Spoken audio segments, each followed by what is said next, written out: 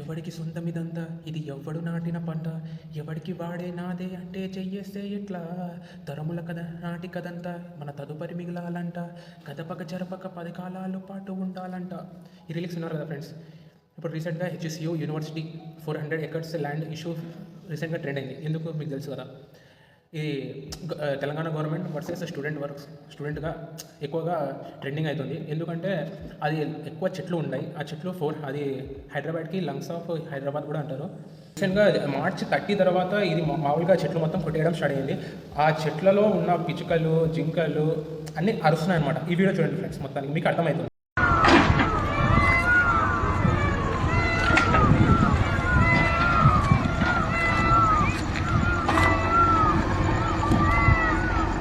ఎలా ఉంది వీడియో మొత్తం చూసారు కదా, చాలా సాడ్గా ఉంది. మీకు కూడా తెలిసే ఉంటుంది. అంటే 30 ఉగాది, 31 రంజాన్, ఇవన్నీ రీసెంట్గా మామూలుగా హాలిడేస్. స్టూడెంట్స్ వాళ్ళ ఊళ్ళో వాళ్ళకి వెళ్ళిపోయింటారు. ఈ పీస్ఫుల్గా ప్రొటెస్ట్ చేస్తున్నారు. తెలంగాణ ఏమనుకుందంటే ఇంకా వీళ్ళందరూ స్టూడెంట్స్ వెళ్ళిపోయినారు కదా, స్టార్ట్ చేద్దాము, చెట్లు కొట్టేద్దామని డిసైడ్ అయిపోయింది. ఇంకా చెట్లు కొట్టేయడం స్టార్ట్ చేస్తారు. వీళ్ళు వెళ్తూనే ఉన్నారు. మొత్తానికి మళ్ళీ రిటర్న్ వచ్చే లోపల యూనివర్సిటీలో అప్పటికే సగానికి సగం చెట్లన్నీ లేపేశారు.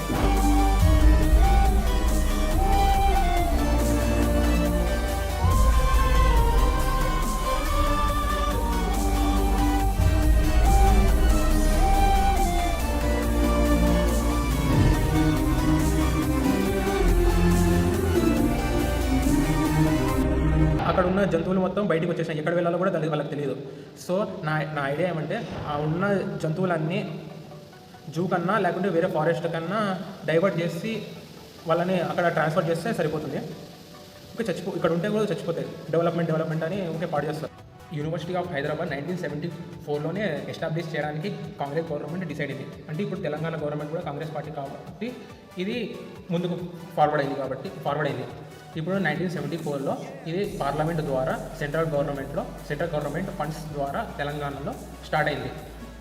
ల్యాండ్ ఎంత ఇష్యూ చేసినారంటే 2324 ఎకర్స్ అలాట్ చేసినారు. అంటే పక్కాగా ఇందులో మొత్తము యూనివర్సిటీయే బిల్డ్ చేద్దామని ఏ గవర్నమెంట్ డిసైడ్ కాలేదు. ఇది దాంట్లోనే మళ్ళీ 400 ఎకర్స్ సపరేట్గా గవర్నమెంట్ ఆఫ్ ఆంధ్రప్రదేశ్కి రాసిస్తున్నారు. తర్వాత 2014లో విడిపోయింది కాబట్టి 2014లో అది తెలంగాణ గవర్నమెంట్కి చెందుతుంది.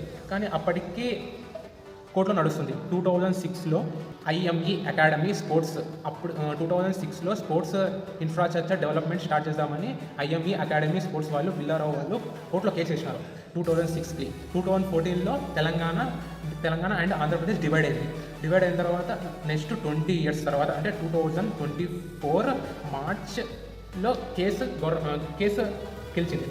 ఇది ఈ ల్యాండ్ మొత్తం 400 ఎకర్స్ తెలంగాణ గవర్నమెంట్కి వెళ్ళాలి అని గవర్నమెంట్ ఆఫ్ తెలంగాణ ఇచ్చేసింది హైకోర్టు.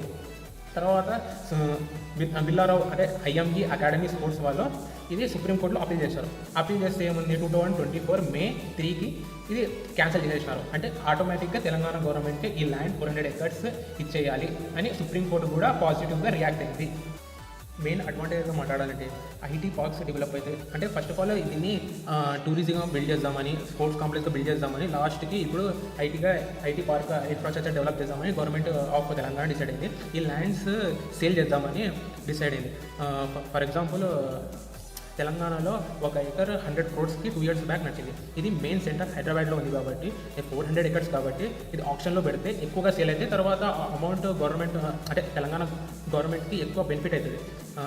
అంటే ఒక ఎంబీఏ స్టూడెంట్గా ఏం చెప్పాలనుకున్నానంటే, ఎక్కువగా ఇన్ఫ్రాస్ట్రక్చర్ అండ్ జాబ్స్ ఉంటేనే కదా ఎక్కువ డెవలప్ అయ్యేది. అడ్వాంటేజ్ చెప్తున్నాను, తర్వాత డిసడ్వాంటేజ్ కూడా చెప్తాను.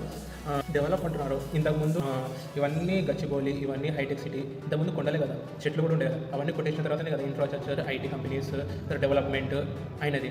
ఇప్పుడు ఇవన్నీ తీసేసినా కూడా డెవలప్మెంట్ అవుతుంది, కానీ తర్వాత డిక్రీజ్ అవుతుంది, ఆక్సిజన్ డిక్రీజ్ అవుతుంది. కానీ నేను ఎగ్జాంపుల్గా ఏం చెప్పాలనుకుంటున్నాను అంటే, ఒక ఐటీ కంపెనీతో పాటు పక్కనే పార్క్స్, అంటే ఒక ఇంటికి ఒక చెట్టు, హర్ ఘర్ ఎక్ పేడ్ అని రేవంత్ రెడ్డి గారే అనౌన్స్మెంట్ ఇచ్చారు. వాళ్ళ మాకే నాంపే ఎక్ పేడ్ అంటే తల్లి పేరు మీద విద్యార్థులందరూ ఒక మొక్కను నాటి దాన్ని సంరక్షించాలనే ఒక విధానాన్ని తీసుకొస్తున్నాము. మాకే నాంపే ఎక్ పేట్ అంటే తల్లి పేరు మీద గవర్నమెంట్ స్టార్ట్ అయినప్పుడు అంటే ఇప్పుడు ఐటీ కంపెనీ ప్లస్ ఫాక్స్ ఆర్టిఫిషియల్గా మనమే చెట్లు నాటుకుంటే బెస్ట్ అని నా ఒపీనియన్. ఇది అడ్వాంటేజెస్ చెప్తాను. డిసడ్వాంటేజ్ ఏమంటే రీసెంట్గా జపాన్, థాయిలాండ్ అవన్నీ డెవలప్డ్ కంట్రీస్. రీసెంట్గా వాళ్ళకి చెట్లు ఏమి ఉండవు, తక్కువ ఉంటాయి. ఉంటే మామూలుగా గార్డెన్గా వాళ్ళు పెంచుకుంటారు. ఎర్త్క్వేక్స్ వచ్చినాయి, 7.8 మ్యాగ్నిట్యూడ్గా ఎర్త్క్వేక్స్ వచ్చినాయి. కొన్ని చోట్ల వాల్కనీస్ వచ్చినాయి. ఇవన్నీ ఎందుకు? Side effect. అరే ఇప్పుడు చెట్లు కొట్టేయడం వల్లనే కదా ఇది మొత్తము. ఫర్ ఎగ్జాంపుల్ మన ఇండియా చుట్టూ హిమాలయాస్ ఉన్నాయి. హిమాలయాస్ ఎందుకు ఉన్నాయి హైట్గా? ఎక్కువగా ఫోర్స్ అంటే ఎయిర్ ఎక్కువగా ఫ్లో అవ్వకుండా హిమాలయాస్ అడ్డుకుంటాయి, డైరెక్షన్ చేంజ్ చేసుకుని వెళ్ళిపోతాయి. అలా సైక్లోన్స్, ఫ్లడ్స్ రాకుండా హిమాలయాస్ కాపాడతాయి. వీళ్ళకి ఏముండవు. థాయిలాండ్, తర్వాత బ్రెజిల్లో ఏమంటారు అది అమెజాన్ ఫారెస్ట్ ఉంది. అక్కడ ఇక్కడ ఎన్ని చెట్లు ఉంటాయంటే 1,00,000 చెట్లు ఉంటాయి. ఒక బ్రెజిలే ఇండియా 3 times ఉండాలి, 3 times or 4 times కలిపితే బ్రెజిల్. అందులో జనాభా ఎంతమంది? 20 కోట్ల మంది. వాళ్ళే చెట్లు కట్ చేయకుండా డెవలప్ కోసము వాళ్ళ పని వాళ్ళు డెవలప్ చేసుకుంటూ ఉన్నారు. ఇప్పుడు మనం చెట్లన్నీ నరికేసినాం అనుకో, హీట్ పెరుగుతుంది.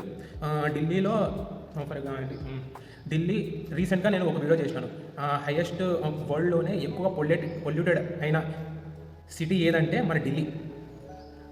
ఇంతకుముందు చైనాలో బీజింగ్ అని ఉంటుంది. బీజింగ్ అనే ఒక సిటీ ఉంటుంది. అది పొల్యూషన్ రాకుండా ఇండస్ట్రీస్ ఊరు బయట పెట్టినారు. అలా వాళ్ళు అదే టాప్ 1 ఉన్నది టాప్ 3, టాప్ 4కి అంటే డౌన్లోడ్ చేసుకుంటూ వచ్చారు. ఫ్యూచర్లో వాళ్ళు డిక్రీజ్ చేయాలనుకుంటున్నారు పొల్యూషన్ని. మనం చెట్లు ఇట్లా నరికేసుకొని ఇంక్రీజ్ అయ్యి అంటే హీట్ ఇంక్రీజ్ అవ్వడం వల్ల ఆక్సిజన్ డిక్రీజ్ అవుతుంది ఆటోమేటిక్. మీకు కూడా తెలుసు, ఆక్సిజన్ డిక్రీజ్ అయితే హెల్త్ ఇష్యూస్ వస్తాయి. అంటే లంగ్స్ పాడడము, కిడ్నీస్, ఇంకా అన్ని లివర్లు అన్ని మామూలుగా అన్నీ పోతూనే ఉంటాయి. హ్యూమన్ లైఫ్ స్పాన్ తగ్గిపోతుంది. Average life span of Delhi ఎంత అంటే అప్రాక్సిమేట్లీ 45 years, 50 to 45 years. ఇప్పుడు జపాన్లో కొన్ని చోట్ల గ్రీనరీ ఉన్నాయి. అది పర్టికులర్గా దానికి మళ్ళీ డెవలప్మెంట్ కోసం దాన్ని నరికారు. ఎందుకంటే అది వాళ్ళకి ఆక్సిజన్ కోసం పెట్టినారు. ఇంకా main disadvantage of the developed countries ఏంటంటే ల్యాండ్ సీడింగ్. అంటే వాడు వర్షాలు పడవు, చెట్లు లేవు కాబట్టి వర్షాలు పడవు. ల్యాండ్ సీడింగ్ అంటే క్లౌడ్స్లో పోయి ఆర్టిఫిషియల్ రైనింగ్ చేయాలి. అక్కడ పోయి కెమికల్స్ స్ప్రింకిల్ చేస్తే తప్ప అది రైన్ ఆటోమేటిక్గా పడదు. ఈ ల్యాండ్ HCU వాళ్ళది కాదు, ఇది గవర్నమెంట్ ఆఫ్ తెలంగాణ వాళ్ళదే. ఇది అందరూ సెలబ్రిటీస్ ఊకే సపోర్ట్ చేస్తారు. మామూలుగా సెలబ్రిటీస్ సపోర్ట్ చేస్తారు. ఫర్ ఎగ్జాంపుల్ రీసెంట్గా ఇష్యూ జరిగింది కదా శ్రీతేజ్ది. మొత్తం అల్లు అర్జున్కి సపోర్ట్ చేస్తారు కానీ శ్రీతేజ్కి సపోర్ట్ చేయలేదు. అంటే స్టార్టింగ్లో నేను చెప్పి అంటే 400 acres కూడా కొట్టేయడం కూడా అంటే నా విషయంలో అయితే రాంగే, కొంచెం రైట్ కూడా ఉంది. కానీ అది గవర్నమెంట్ ఆఫ్ తెలంగాణ డిసైడేషన్ బట్టి ఉంటుంది. అది స్టూడెంట్స్ తలుచుకుంటే స్టాప్ చేయగలరు. సో ఇది అవేర్నెస్ వీడియో కాబట్టి నేను అడ్వాంటేజెస్ అండ్ డిసడ్వాంటేజ్ గురించి చెప్పాను. మీకు మ్యాక్సిమం డిసడ్వాంటేజే ఎక్కువ ఉంటుంది.